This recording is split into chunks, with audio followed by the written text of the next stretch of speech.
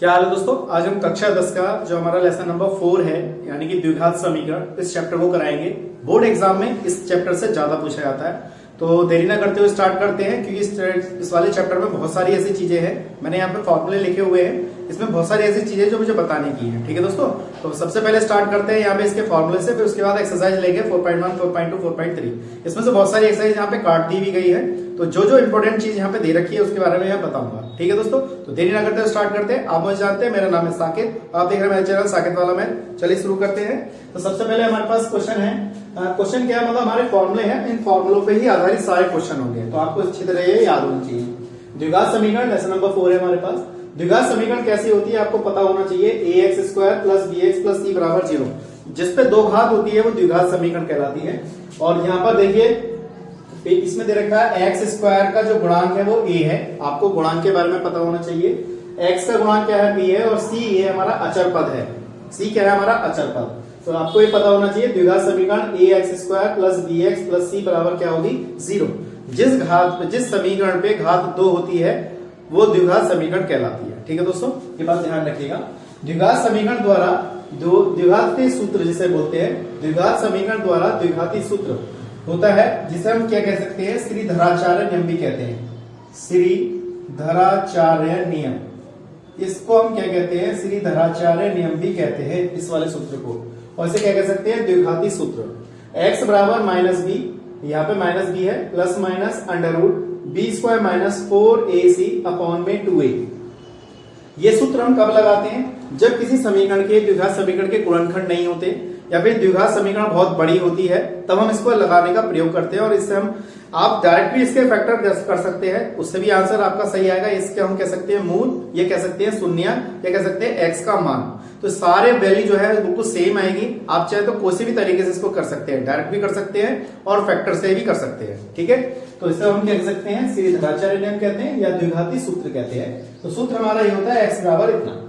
इसकी जगह आप अल्फा और बीटा भी मान सकते हैं, ऐसी बात नहीं है, आप इसको एक्स भी कह सकते हैं। तीसरा सूत्र है हमारे पास द्विघाती समीकरण का विविक्तकर। विविक्तकर को हम डी से दर्शाते हैं, ये भी यहां से लिया गया है।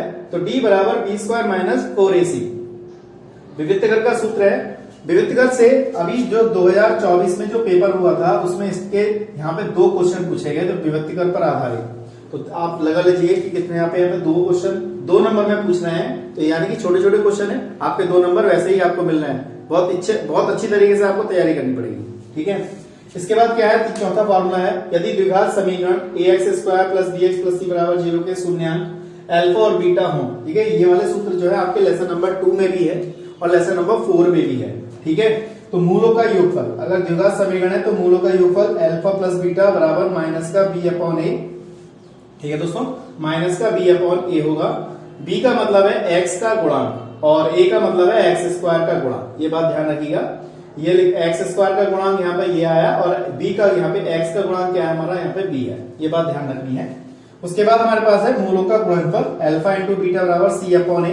तो यहाँ पे c क्या है, अचर पद, यहाँ लिखेंगे अचर पद का गुणांक और यहाँ लिख देंगे a स्क्वायर का गुणांक, या अचर पद यहाँ पे अचर पद लिख देंगे, यहाँ लिख देंगे x स्क्वायर का गुणांक। ऐसे आप याद कर सकते हैं। अल्फा प्लस बीटा बराबर माइनस का b upon a, alpha into beta बराबर c अपॉन a। इसके बाद है, ये बहुत इंपॉर्टेंट चीज है, इसमें मूलों की प्रकृति के बारे में आपको ज्ञान होना चाहिए, इसकी जानकारी होनी चाहिए। जब d बड़ा है किससे, 0 से, तो दोनों मूल कैसे होंगे हमारे, वास्तविक होंगे। d बड़ा है 0 से, 0 से मतलब बड़ा का मतलब है कि 0 से बड़ा है। 0 से बड़े का मतलब है 1 है, 2 है, 3 है, 4 है, 5 है। मतलब सारी संख्या हमारी कैसे होनी चाहिए, प्लस में होनी चाहिए। प्लस का 1, प्लस का 2, प्लस का 3, मतलब सब बड़े होंगे, सारे पद कैसे होंगे, बड़े होंगे। d अगर 0 आ जाए, अगर d 0 आता है तो मूल कैसे होंगे, बराबर होंगे, समान होंगे, संपाती होंगे, वास्तविक होंगे। ये वाले मूल भी वास्तविक होते हैं, लिखा दोनों मूल वास्तविक होंगे, ये बात ध्यान रखिएगा। अगर बड़ा मान आ रहा है तो मूल वास्तविक होंगे, अगर 0 आ रहा है तो भी मूल वास्तविक होंगे, मूल बराबर होंगे, समान होंगे और संपाती होंगे। इसके बाद हमारे पास तीसरा रखा है d छोटा है 0 से। इसका मतलब है कोई मूल वास्तविक नहीं है। वास्तविक नहीं का मतलब क्या होता है कि 0 से छोटे, जैसे -1, -2, -3, इस तरीके से, या रूट में आ गया माइनस का √3 हो गया, इस तरीके से वो सब कैसे होंगे हमारे, इस यहाँ पे d छोटा है 0 से, यहाँ पे दर्शाया जाएगा। अगर हम बात करें इस पूरे उसमें, तो लेसन नंबर 4 में यही फॉर्मूले हैं, तो इन्हीं फॉर्मूले पे आधारित सारे सवाल है। जो मैं नेक्स्ट अभी जो एक्सरसाइज कराऊंगा 4.1 उसमें आपको द्विघात सूत्र के आधारित, यानी कि जैसे हमारे पास a प्लस बी का होल स्क्वायर है, वो इस सूत्र अच्छी तरीके से आपको याद होना चाहिए, क्योंकि पहली एक्सरसाइज आपको ये दिखाती है कि आप पहचान कर सके कि द्विघात समीकरण होती कौन सी है। जिसपे ऐसी समीकरण जिसपे दो घात होती है वो द्विघात समीकरण कहलाती है, जिसपे एक घात होती है उसे हम क्या कह सकते हैं, रेखिक समीकरण कह सकते हैं, जिसपे तीन घात होती है उसे त्रिघातीय समीकरण कहते हैं, जिसपे चार घात होती है उसे चतुर्थघातीय समीकरण कहते हैं। मान लीजिए आपके मन में क्वेश्चन चल रहा होगा द्विघातीय समीकरण है, आपने ऐसी तो लिख दी, होगी कैसी? जैसे मान लो 5x स्क्वायर प्लस का, यहाँ पे मैंने एक एग्जाम्पल ले लिया 10x प्लस का 5 इक्वल टू 0। तो कहने का मतलब है द्विघात समीकरण है। अगर 5x स्क्वायर प्लस का 4 है तो द्विघात समीकरण है इस तरीके से। अगर 5x स्क्वायर बराबर 0 तो द्विघात समीकरण है। तो समझ में आ गया होगा, मैं समझता हूँ ये चीज आपको अच्छी तरह समझ में आ गई होगी। जिसपे दो घात होगी तो द्विघातीय समीकरण कहलाएगा। ठीक है दोस्तों, तो मैं समझता हूँ आपको अच्छी तरह समझ में आया हुआ ये फॉर्मूले के बारे में।